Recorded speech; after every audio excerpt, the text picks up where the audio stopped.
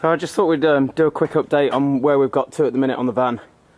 Been struggling the last week with a bit of a cold, so haven't got that far.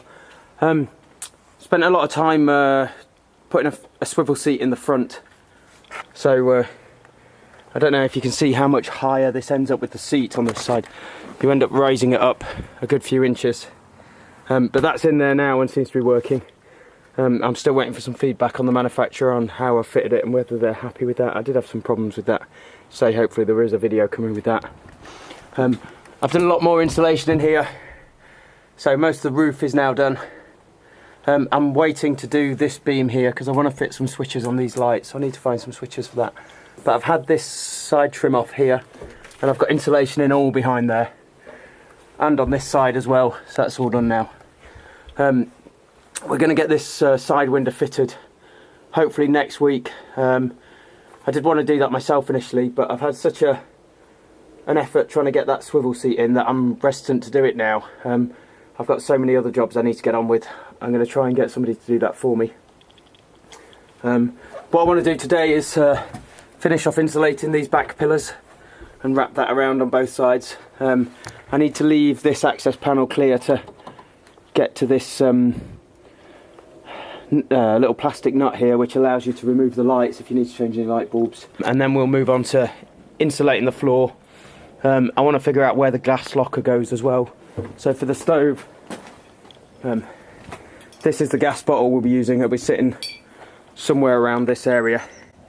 I have a plywood cupboard around it, and a drop vent through the bottom of the floor to allow any gas out. So that's all this back corner now insulated. Gone all the way around the lights.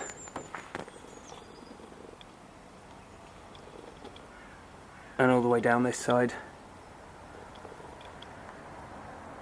And these are those recesses for the nuts here, just to remove the rear lights. So I've moved on to insulating the floor at the back now. So I'm just filling in the deviations in the floor.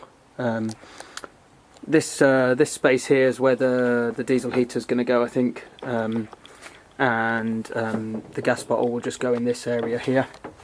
And at the minute I've left these corners on both sides.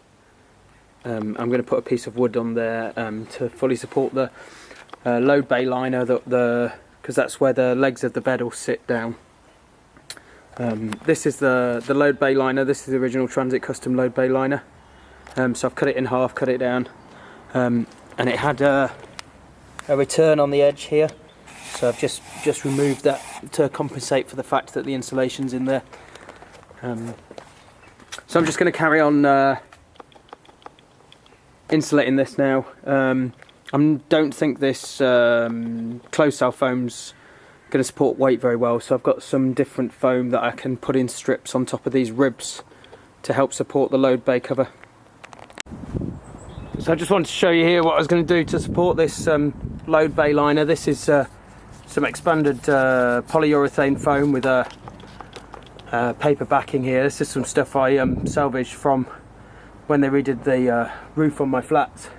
So I've got quite a few sheets of this stuff I can cut up to the right dimension. So I was just going to put some pads of this in between the closed cell foam. So this is the large sheet that I've got to work on. It's 4 foot by 4 foot. So I'm going to get that sliced up and into position. And then I'll use some of that foil tape again to hold it down and to seal it from any moisture. So we've got all those bits of foam in now. And just tape down to hold them in place, and we're just going to fill in with the closed cell in between. I still need to get some more at the back here. So nearly there on this section. You can see the cutout for the diesel heater, and over there for the gas bottle, and you can see all the raised sections. That's where I've inserted that polyurethane foam underneath. I've just gone straight over with this closed cell foam. I figure it'll squish down onto the polyurethane anyway, and then I don't have to tape it so much as a vapour barrier.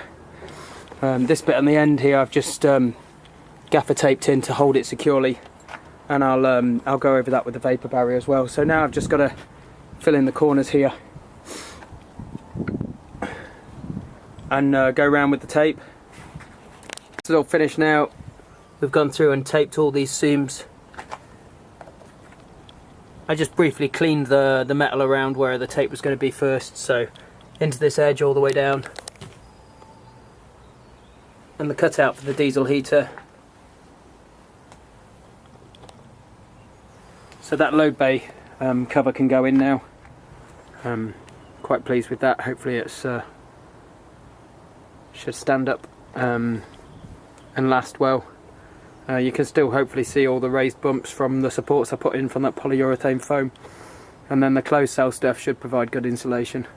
I did think about going through the whole thing with the polyurethane, but with the uneven floor it's a real hard job, so the little inserts and then the closed cell over the top hopefully is a good option.